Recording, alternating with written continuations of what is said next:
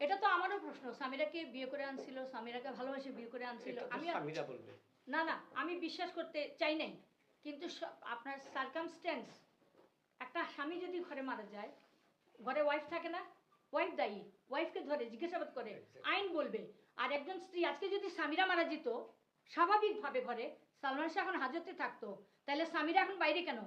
স্বামীরা প্রথম অবস্থায় সে আমার আসামি, কারণ আমার ছেলের লাশকে আমাকে না জানাইয়া, পুলিশকে না জানাইয়া সে লাশ নামিয়েছে, সে গোসল করিয়েছে, কেন আমি জানলাম না?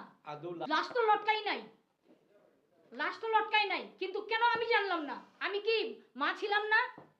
আমি তো মা ছিলাম, মার থেকে কি স্ত্রী বড়?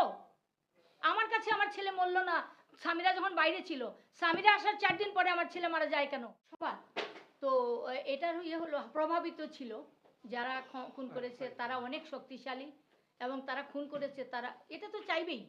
সুশান্ত, তার মামলায় আসামি গ্রেফতার হয়ে, আসামির কিন্তু কোনো খবর নাই আর।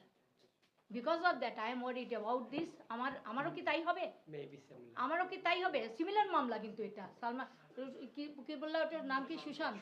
সুশান্ত কিন্তু আত্মহত্যা করে নাই, তাকে মেরে ফেলা হয়েছে, তাকে ঝুলানো হয়েছে। কিন্তু সালমান শাহর ব্যাপারে যেটা ঘটেছে, যে সালমান শাহকে কিন্তু ঝুলানো হয় নাই। এই কথাটা আপনারা লেখার মধ্যে লেখেন ঝুলন্ত পাওয়া গেছে, এটা ড্যাম লাই, কেউ ঝুলন্ত পায় নাই।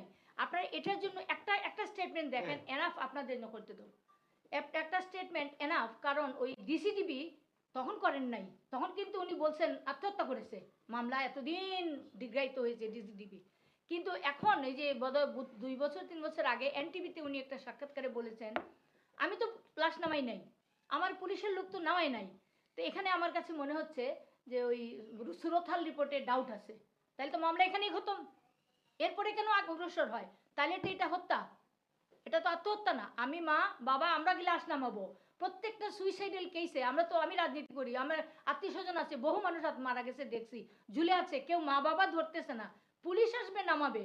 সেখানে কোন ক্ষমতা বলে, কোন ক্ষমতা, এত বড় ক্ষমতা যারা খুন করলো, খুন করে দড়ি টানাই রাখছে, দড়ি এখনো কাটা আছে সোজা, দড়িটা কই? 3টা দড়ি সালমান শাহ মরার জন্য কি 3-4টা দড়ি একখানে গুলি করছে? অথচ 164-এ বলা হয়েছে যে ডন কোমরের মধ্যে দড়ি বেঁধে জ্যাকেট পরে বাসায় ঢুকছে। এই রিজভি বলছে, রিজভিকে গুলিস্তান থেকে নিয়ে আসছে, প্রথম কম টাকা দেওয়া হয়েছিল, রিজভি মানে নাই, এই ডন মানে নাই। রিজভিটাই 164-এর একজন আসামি, সে 1 বছর জেল খেটে জেল থেকে বের হয়ে এসে নাকি লন্ডন চলে আসছে।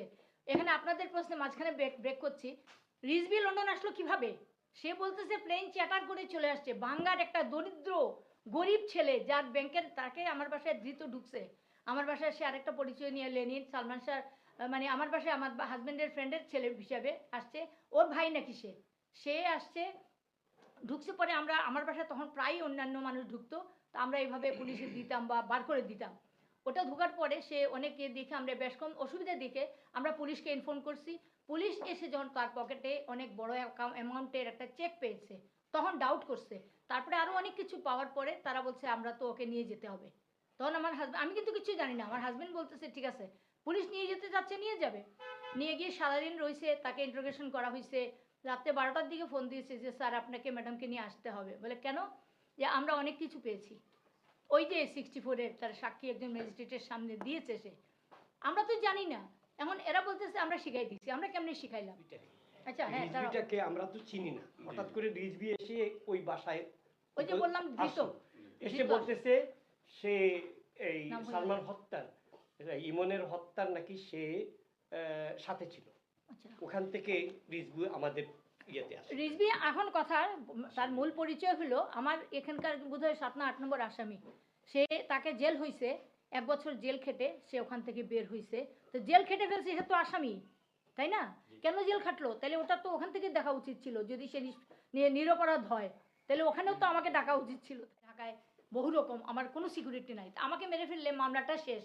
যার জন্য আমি এখানে অবস্থান করছি, আমি এখনো যেতে পারছি না, আমি যাব না, কারণ আমার এখানে হুমকি দেওয়া হচ্ছে। আপনারা জানেন যে ডন ধরা পড়ার পরেই আমার ছেলেকে মেরে ফেলার আমাকে বহু থ্রেট দেওয়া হয়েছে।